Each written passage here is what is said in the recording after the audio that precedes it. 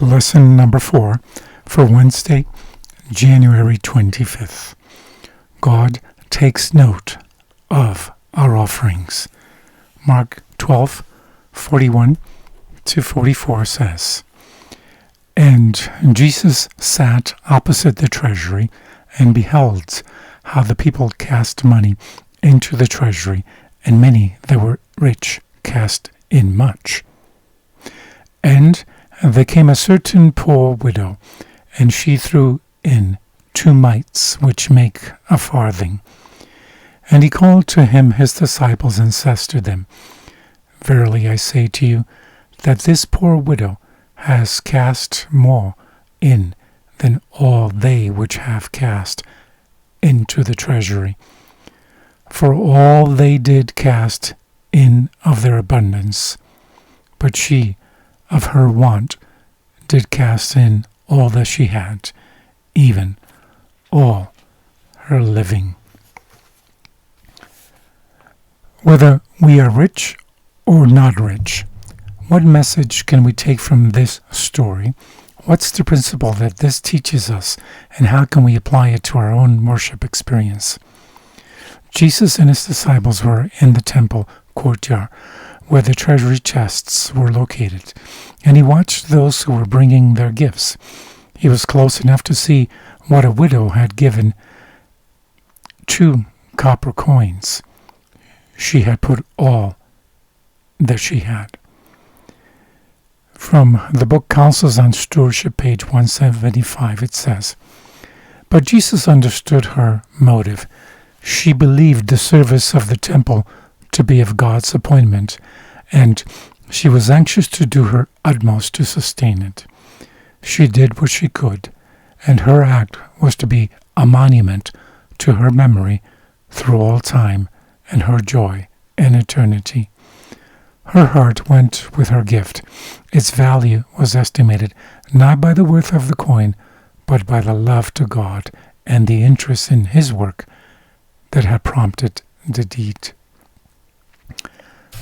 Another way and very significant point is that this is the only gift Jesus ever commended, a gift to a church that was just about to reject him, a church that greatly deviated from his calling and mission. Acts 10:1-4 says, "And there was a certain man in Caesarea called Cornelius, a centurion of the band called the Italian band, a devout man, and one that feared God with all his house, which gave much alms to the people and prayed to God always. He saw in a vision, evidently about the 9th hour of the day, an angel of God coming into him and saying to him, Cornelius.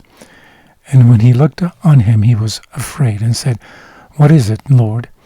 And he said to him, Your prayers and your alms are come up for a memorial before God."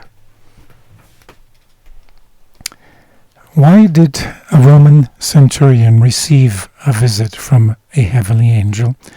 Which of his 2 actions were noted in heaven? Apparently, not only are our prayers heard in heaven, but the motive of our gifts also is noted. The passage notes that Cornelius was a generous giver. Matthew 6:21 says, "For where your treasure is, there your heart will be also."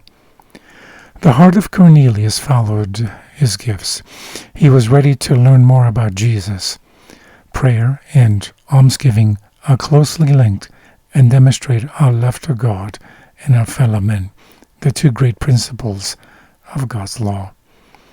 Luke 10:27 says, "You shall love the Lord your God with all your heart, with all your soul, with all your strength, and with all your mind, and your neighbor as yourself." The first is revealed in prayer, the second in alms giving.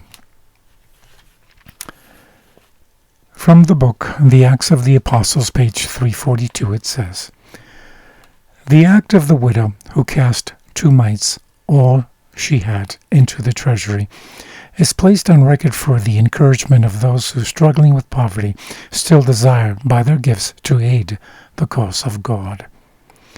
Christ called the attention of the disciples to this woman who had given all her living. Mark 12:44. He esteemed her gift of more value than the large offerings of those whose alms did not call for self-denial. From their abundance they had given a small portion. To make her offering, the widow had deprived herself of even the necessities of life, trusting God to supply her needs for the morrow. Of her the Savior declared, "Verily I say unto you, that this poor widow hath cast more in than all they which have cast into the treasury." Thus he taught that the value of the gift is estimated not by the amount, but the proportions that is given and the motive that actuates the giver.